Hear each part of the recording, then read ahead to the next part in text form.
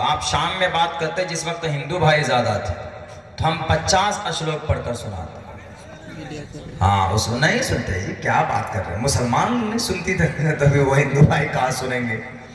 एक मंत्र है मैं पढ़कर, जो मैंने खुतबे में पढ़ा है वो सुनाता हूँ, उसका मतलब क्या, उसका तर्जमा क्या है, हिंदुओं के लिए भी फायदेमंद है, मुसलमानों के लिए भी। हमने कहा ना अभी कि मुसलमान वफादार है। ये मंत्र सुनिए, यथा वायुं समाश्रिते सर्वजीवन्ते जन्तवः तथा ग्रस्तामावर्तते इतारा शरामा। इसका मतलब क्या है? इसका मतलब समझने के लिए एक हदीस समझिए। अब से पहले भी एक मुकर्रिर बयान कर चुके, या माशर अश-शबाब मन इस्तताअ मिनकुमुल बाअत फल्यतज़व्वज फ़इन्नहु अग़ज़्ज़ु लिलबसरि व अहसनु लिलफ़रज व मन लम यस्तति फ़अलैहि बिस्सौम फ़इन्नहु लहु विजाउन रवाहुल बुखारी व मुस्लिम। अल्लाह के नबी फरमाते हैं, जिन नौजवानों को कैपेसिटी है, जिनके अंदर वुसअत है, उसको चाहिए कि शादी करे। क्यों? शादी की वजह से इंसान की आंख की भी हिफाजत होती है और उसकी इंसान की शर्मगाह की भी हिफाजत होती है। फ़इन्नहु अग़ज़्ज़ु लिलबसर अहसनु लिलफ़रज। आगे क्या बताया? वमन लम यस्तति फ़अलैहि बिस्सौम। और अगर किसी के अंदर कैपेसिटी नहीं है, पैसा नहीं है, घर नहीं है, बीवी को खुश नहीं रख सकता, या उसके अंदर कोई कमी है, तो उसके लिए क्या है? तो उसके लिए अल्लाह के नबी ने फरमाया फ़अलैहि बिस्सौम, तो रोजा रखे। क्यों रोजा रखे? क्योंकि रोजा से जो इंसान की शहवानी कुव्वत होती है ना अंदर में, खुले लफ्जों में जो सेक्सुअल पावर होती, ताकत होती सेक्स की, तो अब बीवी तो है नहीं, क्योंकि बेचारे को घर नहीं है, बेचारे के पास पैसा नहीं है, बीवी कर नहीं सकता। तो ऐसी सूरत में अल्लाह के नबी ने फरमाया कि कहीं गुनाह में ना चले जाओ तो इसीलिए तुम्हारे लिए भी सौम, रोजा जरूरी है। क्योंकि रोजा रोजा सेक्स को तोड़ देता, शहवानी कुव्वत को कम कर देता है रोजा। ये बात समझ में आ गई? अब ये मंत्र समझिए, समझना आसान होगा। यथा वायुं समाश्रिते, ऐ नौजवानों, वहां क्या था? या माशर शबाब, ए नौजवानों की मोहल्ले, ए नौजवानों की जमातों, या माशर शबाब हमारे नबी फरमा रहे हैं। और यहां संस्कृत में है यथा वायुं, ऐ नौजवानों, ऐ सनातन धर्मियों, समाश्रिते, जैसे इंसान की जिंदगी के लिए सांस जरूरी है, हवा जरूरी है, सर्वजीवन्ते, जिंदगी के लिए, यथा वायुं समाश्रिते सर्वजीवन्ते जन्तवः, इंसान की पाकीज़ा जिंदगी के लिए, इंसान की जिंदगी के लिए जैसे हवा जरूरी है जिंदा रहने के लिए, वैसे ही इंसान की पवित्र तरीन जिंदगी के लिए शादी भी जरूरी है। मनुस्मृति कह रही है ना, मनुस्मृति, जिसको कुरान क्या पोजीशन में लाते हैं हिंदू भाई, कि जैसे मदरसों में कुरान पढ़ाया जाता है तो हमारे इन मदरसों के अंदर में मनुस्मृति भी पढ़ाया जाना चाहिए। जैसे मुसलमानों के वक्फ बोर्ड के मदरसे हैं, इन मदरसों के अंदर में फारसी अरबी की तालीम होती है, तो वहां पर मनुस्मृति गीता पढ़ाया जाना चाहिए। उसी मनुस्मृति का ये मंत्र है, कितना अच्छा पैगाम है। तो मनुस्मृति में कहा तथा ग्रस्तामा वर्तते इतारा शरामा। तो शादी से क्या होगा? शादी से फायदा ये होगा कि शादी से नस्ल बढ़ेगी।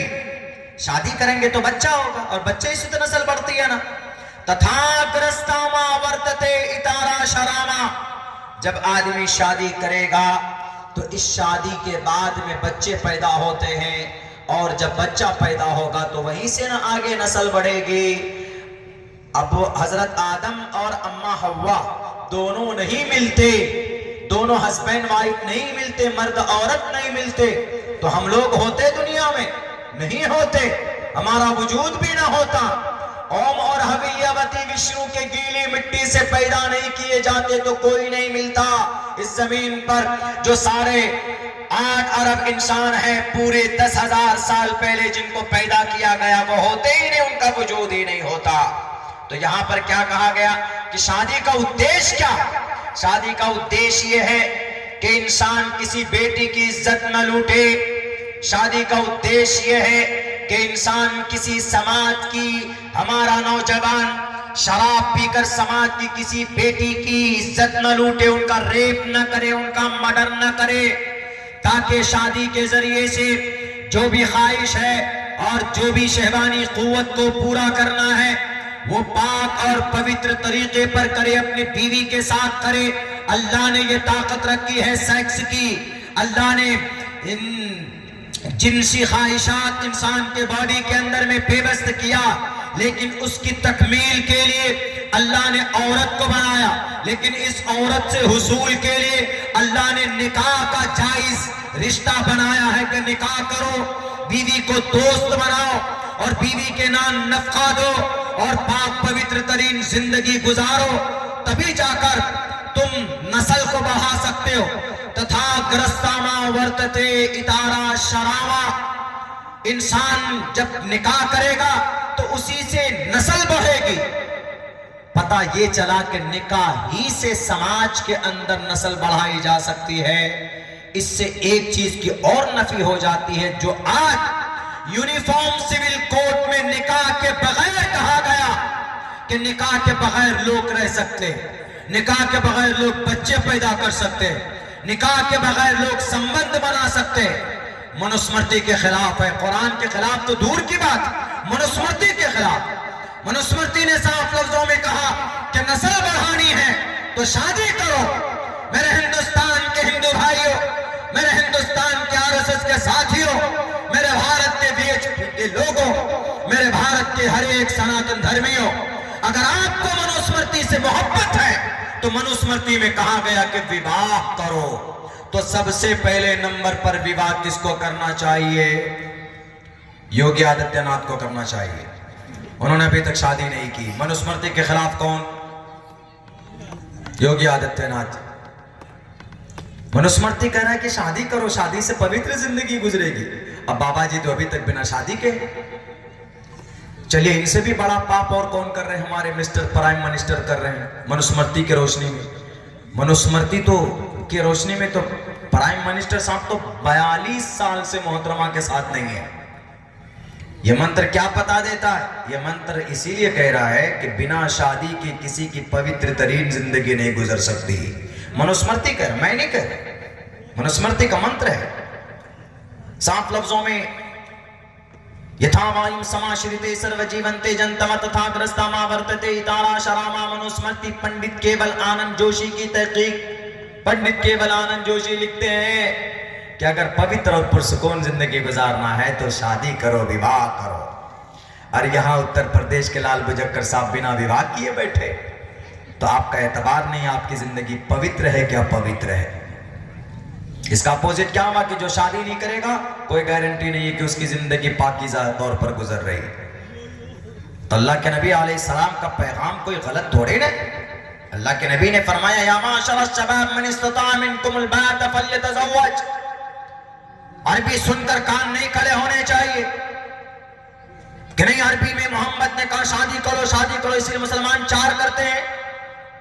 अरे मुसलमान 4 नहीं करता, एक ही करता है। 4 करने की परमिशन है, करना फर्ज थोड़ी है कि नहीं। हर मुसलमान के लिए 4-4 बीवी होना जरूरी लाजमी। एक तो संभाली नहीं जाती, 4 कहां से करें? आपने 2 कर ली तो दुनिया जहन्नम बन जाएगी। हाँ, एक परमिशन है। मिसाल के तौर पर आपकी पहली बीवी, मेरा एक दोस्त है महाराष्ट्र के अंदर में, तो उन्होंने हमसे कहा कि मौलाना मेरी पहली बीवी को टीवी का शिकायत है, बीमारी है, वो मेरी ख्वाहिश पूरी नहीं कर सकती, मैं क्या करूं? मैं तवाइफ के पास तो जा नहीं सकता, मैं आलिम दीन हूं, क्या कर सकता हूं? हमने कहा कि फनकिहू मा ताब लकुम मिनन निसाई मसना व सुलास व रुबा। आप उनसे मशवरा कर लीजिए मोहतरमा से कि मोहतरमा मेरी जरूरत है, वरना मैं गुनाह में चला जाऊंगा। तो इसीलिए बेहतर है कि जब अल्लाह ने इजाजत दी है तो क्या जरूरत, क्या उसमें फिर सोचना। तो हमने कहा दूसरी शादी कीजिए। ये बहुत से लोग ऐसे होते हैं कि 10 साल 15 साल 20 साल का वक्त गुजर जाता, कोई औलाद ही नहीं हुई पहली बीवी से, कोई बीमारी है या कोई प्रॉब्लम है, तो ऐसी सूरत में क्या कहा? 7 जन्म का रिश्ता नहीं कि नहीं, एक बीवी से शादी की तो 7 जन्म का रिश्ता हो गया। 7 जन्म का कोई अकीदा इस्लाम में नहीं है। इस्लाम में एक ही जन्म है और मरने के बाद दोबारा जिंदा होना है, बस यही कॉन्सेप्ट है। वेदों में भी यह है, युना पिता जनिता युविधाता धामानि वैद बोनानि विश्वायु देवानाम नाम दायक एकदम संप्रश्नम बोना यंत यन्या, कि इंसान को अपने परमात्मा के पास जाना होगा, उसको अपने किए का हिसाब किताब देना होगा परमात्मा के सामने। हमने इतने बुलडोजर चलाए, हमने इतनों की नौकरी खा ली, हमने इतने मदरसों को बंद कर दिया, हमने इतने मदरसों में ताले लगा दिए। सबसे ज्यादा सवाल तो आसाम का चीफ मिनिस्टर से होगा, जो 1309 मदरसे उन्होंने बंद किए। उनसे पूछा जाएगा कि मदरसे क्यों बंद किए? उन पाठशाले में तो कुरान पढ़ाया जाता था, उन पाठशाले के अंदर हदीस पढ़ाई जाती थी, जिनमें अच्छी बातें मौजूद थी, उनको भी जवाब देना होगा। मेरे भाइयों, नस्ल अगर कोई लड़का लड़की बिना शादी के मिलता है, नाजायज संबंध बनाता है, फिजिकल होता है, तो उससे अगर कोई बच्चा पैदा होता है तो वो बच्चा नाजायज और हराम होगा कि नहीं होगा? शादी के बगैर, पहली बात तो कोई रिलेशन ही नहीं है, शादी के बगैर कोई संबंध ही नहीं। इसीलिए दुनिया वाला सुनो, भारत के 140 करोड़ लोगों, इस्लाम का तो फाइनल है, इस्लाम में औरत से बात करना जायज नहीं है निकाह के बगैर। लेकिन हमारे सनातन धर्मी भाइयों, आप अगर और मॉडर्न बने हो कि नहीं हमारे हिंदू धर्म में भी जायज है, बिल्कुल जायज नहीं है। Having a happy marriage life from wife, ये मैं नहीं कह रहा हूं, मनुस्मृति कहती है, यथा वायुम समाश्रिते सर्वजीवन्ते जन्तवः तथा ग्रस्तामा वर्तते तारा शराबा। मोहन भागवत जी को भी सवाल का जवाब देना होगा, क्योंकि उन्होंने भी शादी नहीं की। नितिन गडकरी जी की वाइफ बहुत पहले इस दुनिया से जा चुकी है, वो भी अभी तक बिना शादी के हैं, उनसे भी सवाल होगा। लेकिन एतराज करने में बड़ा मजा आता है, क्या रे आपके मोहम्मद अलैहिस्सलाम तो 50 साल की उम्र में अम्मा आयशा से शादी किए। अम्मा आयशा की उम्र उस वक्त कितनी थी? 9 साल उम्र थी ना। इस पर भी एतराज होता है, इस पर भी इलाज है, इस पर भी जवाब है। जो लोग एतराज करते हैं, उनकी किताब में है, वो लोग एतराज करते हैं कि 1458 साल पहले मोहम्मद रसूलुल्लाह ने अम्मा आयशा से विवाह किया। अम्मा आयशा से जिस वक्त अल्लाह के नबी की शादी हुई है, निकाह हुआ है, तो 6 साल की उम्र है, और जब रुखसती हुई तो 9 साल की उम्र है। यही है हदीस में, मुस्तनद रिवायत में यही है। लेकिन क्या यह गलत किया? बिल्कुल गलत नहीं किया, क्योंकि उस वक्त में अरब में लड़कियां 9 साल की उम्र में बालिग हो जाती थी। उस वक्त में, अब से 1400 साल पहले की बात। यहाँ तो 100 साल में सिस्टम चेंज हो जाता है। उस वक्त में 120, 125, 150 साल की उम्र तक के लोग थे, और आज 70 साल में ही विकेट गिर जाता आदमी का। उस वक्त का निजाम कुछ और था। हाँ, यही चीज, यही बात 3100 साल पहले महाभारत में कुछ और लिखा है। महाभारत में लिखा है, त्रिशदशो दश वर्षा भार गोविंदेन नग्निकाम एकविंशति वर्षा वा सप्रा वर्षा वाप्नुयात्। त्रिशदशो 30 बरस का मर्द 10 बरस की लड़की से विवाह कर सकता है। एकविंशति वर्षा 21 बरस का लड़का वा सप्रा वर्षा वाप्नुयात् 60 बरस की लड़की से विवाह कर सकती है। महाभारत में लिखा 3100 साल पहले। जब 7 बरस की लड़की से विवाह किया जा सकता है, तो मोहम्मद रसूलुल्लाह ने 9 साल की उम्र में अम्मा आयशा को बीवी बनाया, तो कौन सा पाप किया? ये चीजें कहां से पता चलेंगी हुजूर? शास्त्रों में, नेताओं के चरणों में नहीं। नेताओं के चरणों में तो शराब की थैलियां मिलती, पत्थर मिलते दंगा करने कराने के, पर्चियां मिलती है कि किस इलाके में बम फोड़ना है, किस इलाके के अंदर में दंगा फसाद करना है। और आपको अगर अमन का पैगाम मिलेगा तो कुरान और हदीस, और अगर आपको कुरान और हदीस नहीं पढ़ना है तो मनुस्मृति पढ़िए, महाभारत पढ़िए, ऋग्वेद पढ़िए, यजुर्वेद पढ़िए, सामवेद पढ़िए, अथर्ववेद पढ़िए। वो भी नहीं पढ़ते हैं तो भविष्य पुराण पढ़िए, कल के पुराण पढ़िए, मत्स्य पुराण पढ़िए, भागवत पुराण पढ़िए, शिव पुराण पढ़िए, गरुड़ पुराण पढ़िए। आप पढ़िए, आलोक उपनिषद पढ़िए। There are 18 Purans are found in entire world, पूरी in entire India, पूरी इंडिया के अंदर में 18 पुराण उनको पढ़िए। आपको वहां पर भी इंशाअल्लाह, मेरा दावा है कि पुरअमन मैसेजेस आपको प्राप्त होगा। उसी चीज को तो अल्लाह के नबी अलैहिस्सलातु वस्सलाम ने कुरान और हदीस की शक्ल में लोगों के सामने पेश की। नई चीज नहीं है। जब तक ज्ञान नहीं होगा तब तक ये गलतफहमी दूर नहीं होगी।